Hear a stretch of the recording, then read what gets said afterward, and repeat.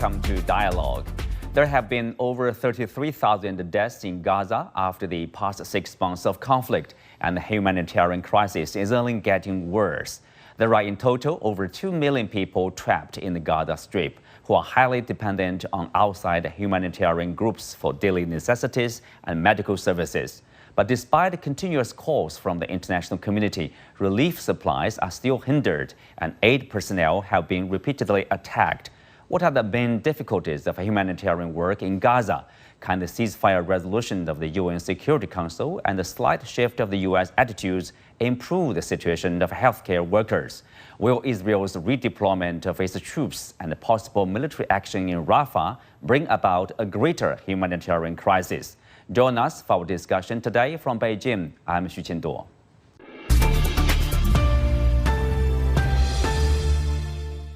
Joining me today is Christpher Lockyear, Secretary General of Médecins Sans Frontières, one of the largest independent medical and humanitarian relief organizations in the world. Welcome to our show. Thank you very much for having me. Mr. Lockyear, could you please first do some introduction of your organization for our viewers who might be not that familiar with your organization? What's the purpose and what's the vision? With pleasure. So Médecins Sans Frontières, or MSF, or Doctors Without Borders, as we call it in English, is as you say, it's a medical humanitarian organization. We prioritize our work in areas of natural disaster, epidemic, but really primarily in conflict. We're an organization that works in around 70 countries around the world. We have just under 70,000 staff, and we work based on the principles of impartiality, neutrality, and independence. And we really try and challenge ourselves to go where the medical and humanitarian needs are the greatest in the world. Mm-hmm. Well, since October 7th, basically over the past 6 months, you and your colleagues have insisted on providing medical assistance to civilians in the Gaza Strip who have been caught in the crossfire. So what is the current living conditions of the residents in Gaza? Has the situation changed, like from the past? Yeah, well, it's changed dramatically since before October the 7th, and I think the important thing to realize is that the living conditions are very different in different parts of the Gaza Strip. In the south, in Rafah, you have around 1.5 million people who are tightly packed, many of which have fled from further north. In the north of the Gaza Strip, we've really got a siege within a siege, and the people living in the north are living really scrambling to get basic food needs, and they can't get basic food needs on a daily basis. And then in the middle area, we've got hospitals which are under such huge pressure; they're overflowing with patients. And so it's a very dynamic situation, but very different from place to place within Gaza Strip. Mm-hmm. Given such a situation, so what are the priorities? The current priorities of the MSF right now in the Gaza Strip? Our priorities are to try and provide as much healthcare as possible, and the reality is that that's very limited. We're working mainly in the Rafah and the middle area. Getting access to the north, where we know that the needs are very acute, is incredibly difficult. So we would like to have access further up north, which is all but impossible. But it's a very, very difficult place to work because the security situation for our teams of all humanitarian workers is very difficult, and this is also in a context where the food needs and the malnutrition rates are going up as well. So although we're not principally a food provider, we're having to treat the medical condition of malnutrition. So as well as getting greater medical support, we desperately need more food aid in as well. More food aid right now. Operations at the largest hospital in the Gaza Strip, Shifa Hospital, came to a stop early this month, April 1st, after 14-day, siege over there. And you mentioned in your recent speech that the healthcare system in Gaza is being systematically destroyed. Based on your on-site observation, how are the remaining 10 major hospitals currently operating? Well, I would start by saying Shifa is not the only hospital which is out of action. If you take Nazir Hospital in the south, that's also impossible to work in at the moment. And I would say that the remaining hospitals, the picture is very different. I mean, I was there just a couple of weeks ago, and an Al-Aqsa hospital in the middle area is a hospital where, as you go in, there are patients everywhere. There are patients on both sides of the corridors. You have to walk incredibly carefully not to tread on patients who are waiting to go into surgery or waiting to have their wounds dressed. I mean, and in that hospital, at the same time, medics are having to make the impossible choice between choosing to give beds to trauma patients who have severe wounds and children who have need for intensive care for malnutrition. Further south in Rafah, I also visited the Indonesian Rafah Field Hospital, which is primarily a wound care center. And in that hospital, there were two wards, a ward for men, a ward for women. They were both completely full. And with people who need the most awful wounds, dressing, burns from intensive bombings. A lot of these patients need to go under general anesthetic just to have their bandages changed. The wounds are so horrific and complete. Mm-hmm. And Israel, announced the withdrawal from Gaza. Do you think there's a sigh of relief that that remaining hospitals, their operations will continue? The fear that we have is a ground incursion, a ground invasion of Rafah. I don't know precisely what this withdrawal means, but what is very, very clear to me is that a ground offensive in Rafah would be utterly catastrophic. I mean, I've described a little bit the situation in the north and the middle area. Where would people go? But the density of people in Rafah is extraordinary. I mean, I was driving around Rafah, and a car journey that used to take 10 minutes traveling east to west is now taking an hour because the streets are narrower, because there are tents and makeshift shelters on both sides of the streets. I mean, I can't imagine any scenario of a ground incursion in Rafah which is not utterly terrifying and catastrophic. Most of the limited health provision is in the south, is in Rafah. So that would also destabilize the basis for humanitarian action in the Gaza Strip. If we don't have the ability to work in Rafah, where do we work? And we're incredibly mobile. The humanitarian community as a whole is used to emergencies. We're used to moving around. We're used to resetting up hospitals. We're used to redistributing food in different areas. But this place is so confined, so densely populated, and this war is so brutal and dynamic. It is almost impossible to imagine how do we set ourselves up in other areas of Gaza. Mm-hmm. Well, in the recently released footage, we have seen the despair of people in Gaza, and even some parents have said that they would rather have not given birth to their children so that they couldn't suffer. And, medical teams have added a new acronym to their vocabulary, as you said, WCNSF, wounded children, no surviving family. And also you said in the speech, these psychological injuries have led children as young as 5 to tell your team they would prefer to die. I mean, in the normal situation, people would imagine, 5-year-old is worry-free and, having the best fun of their life. But this is the completely opposite.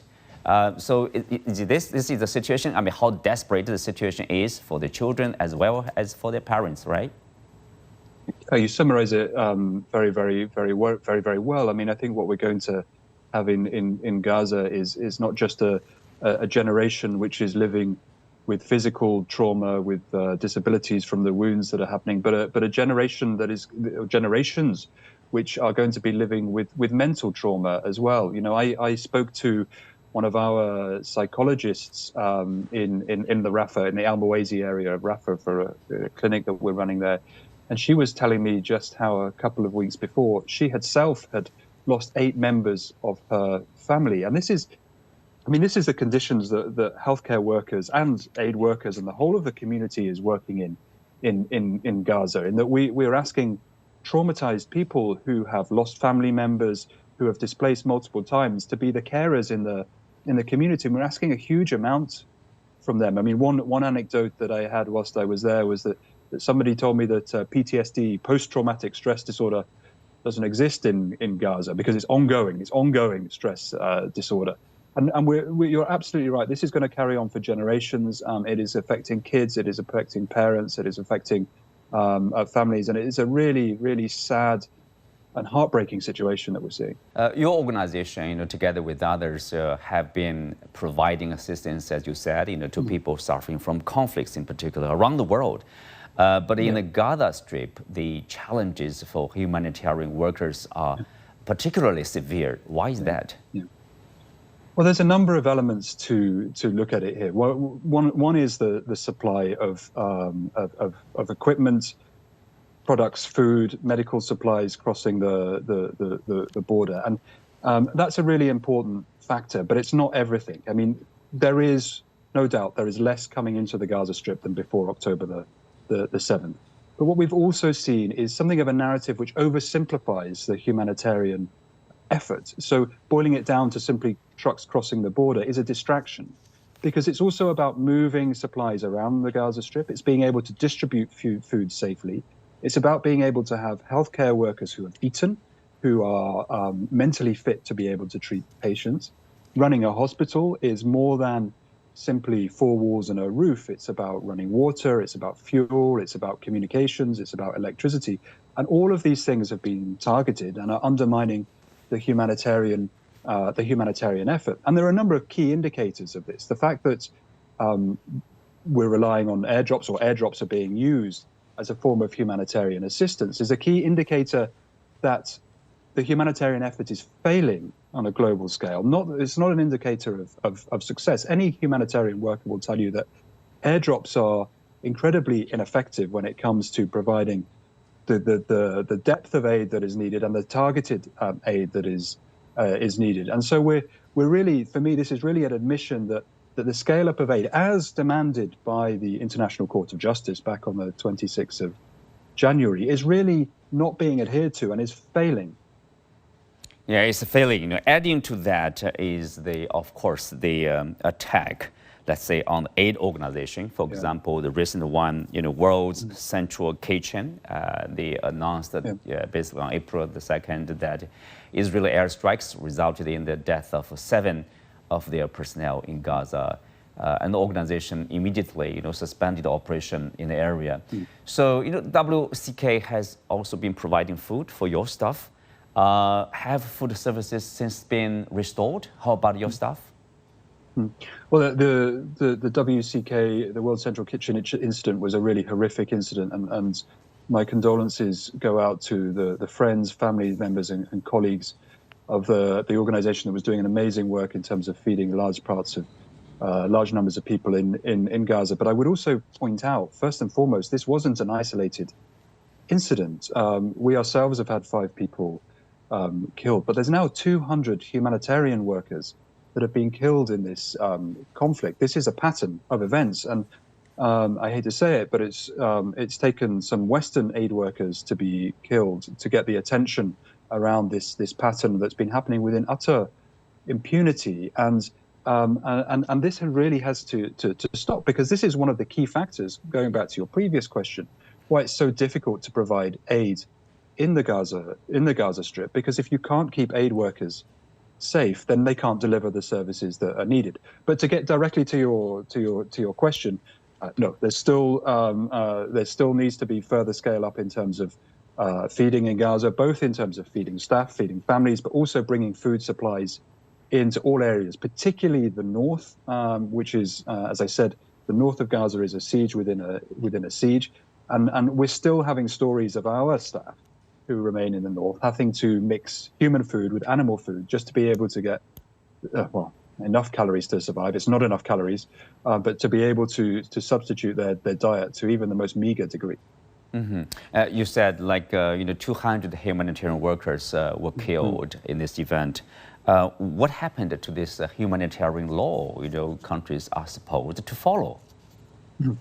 I think that's the critical question. I mean, humanitarian workers are protected. Medical workers, medical facilities are protected. I would go back and call for all hospitals to not be used for military purposes to both sides of this conflict. But also, we need to. One of the key cornerstones of international humanitarian law is proportionality, and what we see from the pictures of what has happened in Shifa Hospital is all I can imagine is a total disregard for the principle of proportionality when it comes to international humanitarian law. And I would call on all sides to adhere to that, not just through legalistic goals, but through moral goals as well. Well, in recent speech, you said, of course, this is, beyond the humanitarian assistance. You see, in terms of personnel getting killed, that's humanitarian groups. They are targeted, but also health workers, journalists, UN personnel, schools, and homes. All followed the same pattern. Since you said this pattern of attack is either intentional or indicative of reckless incompetence. But as we continue to see this happening, so what do you think is more likely the case? Intentional, or is it indicative of incompetence?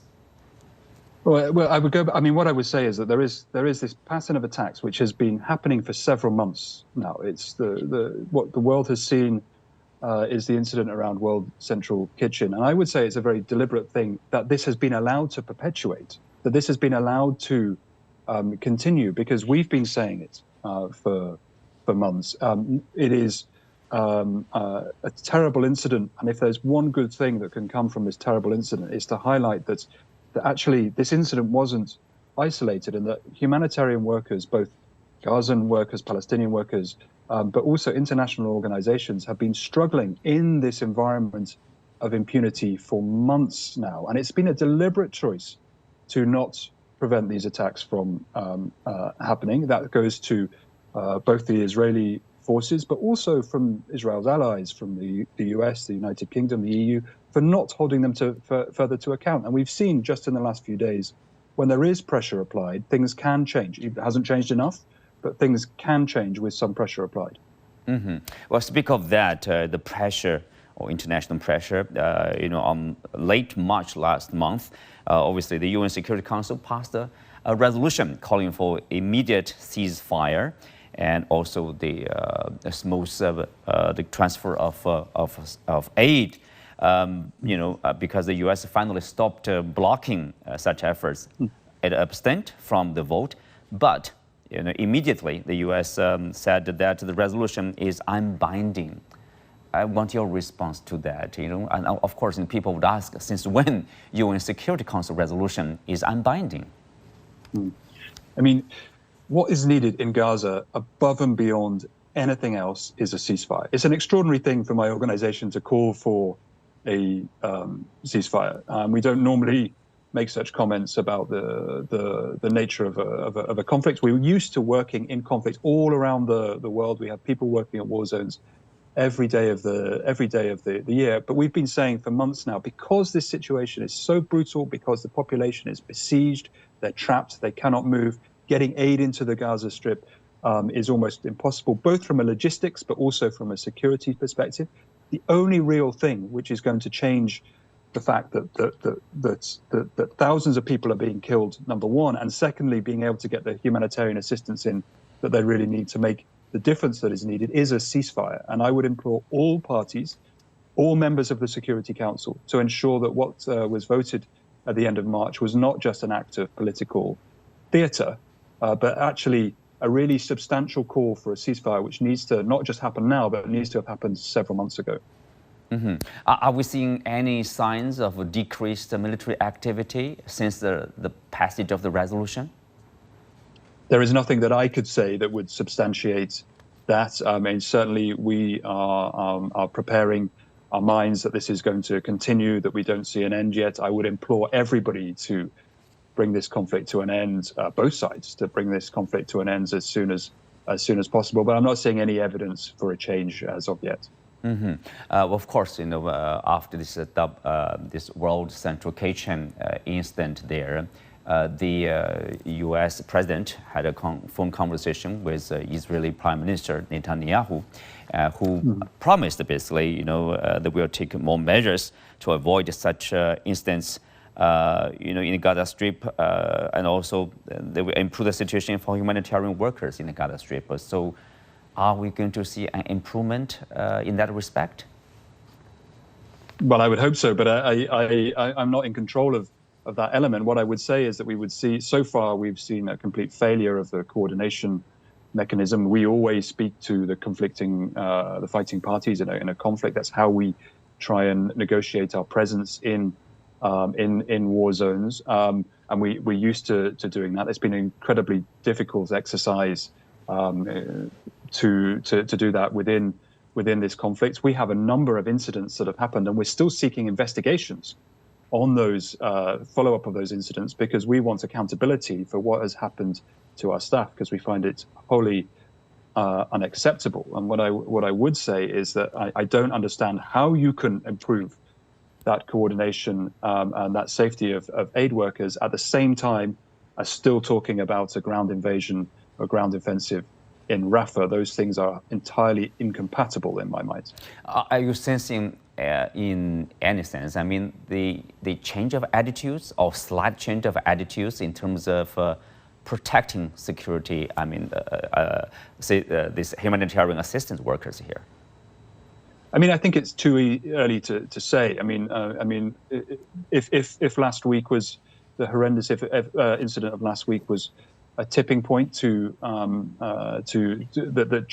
changes that, then maybe that's, you know, I hate to say it, a positive thing that can come out of this really horrendous incident. But as I say, it's about respect to humanitarian workers, but it's primarily about how this war is being fought, which is hugely catastrophic. We've seen absolute carnage of not just tens of thousands of people, but whole neighborhoods. And really, first and foremost, it's that needs to change to be able to protect, well, to be able to reduce the civilian lives lost, and then allow humanitarian workers to do their jobs. Mm-hmm. Well, of course, we know the U.S. Earlier we mentioned the U.S. is probably the only country with real influence on Israel. So, you know, there are criticism, and to be honest, on one hand, the U.S. administration talked about even sending the aid to Gaza. At the same time, they are transferring weapons to Israel. It's kind of contradictory here, obviously. So, what's your sense of that kind of policy here? Yeah, well, I would probably go further than calling it contradictory and say it's complicity.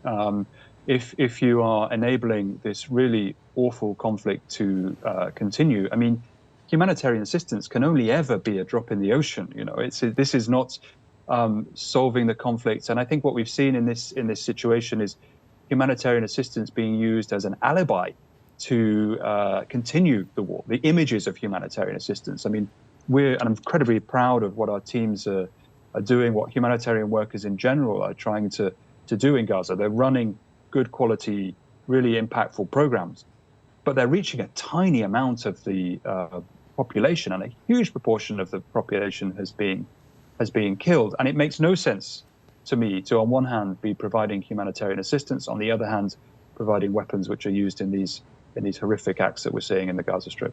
Mm-hmm. Well, on April 7th, Israel withdrew all troops from southern Gaza. Israeli Defense Minister Gallant announced that the withdrawal of troops is to prepare for future missions, including the expected offensive in Rafah. He said, quote, "The forces came out of Gaza and are preparing for their future missions. We saw examples of such missions in actions at Shifa," end quote. What does it mean to hospitals in Rafah? Is there a danger that those hospitals could be also, let's say, bombed, for whatever reasons? I'm utterly terrified about what a ground offensive in Rafah could mean.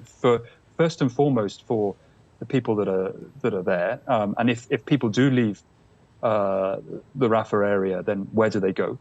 As I was saying, the whole neighborhoods in the north have been destroyed. The pressure on hospitals like Al-Aqsa in the middle area is extraordinary. I mean, there's no extra capacity. There's no extra capacity there.